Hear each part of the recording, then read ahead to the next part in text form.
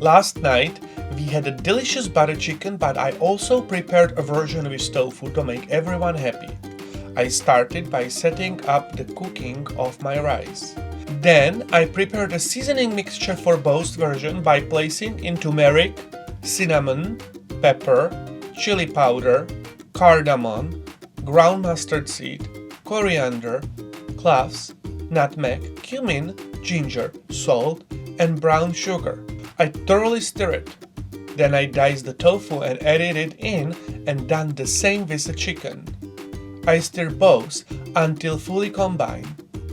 After preheating pans with oil, I placed the chicken to one pan and tofu to other pan and sauteed shortly. Then I added tomatoes, water, heavy cream, the spices that stayed in the bowls, grated garlic, and butter. I let it cook for about 15 minutes. Meanwhile, I flavored the cooked rice with the butter and seasoning. When the meal was completely ready, I turned the meal to the beautiful plates. Lily and Mom enjoyed the tofu version and me and Maisie enjoyed the chicken version. Find recipe at tomthechef.com and follow me for more.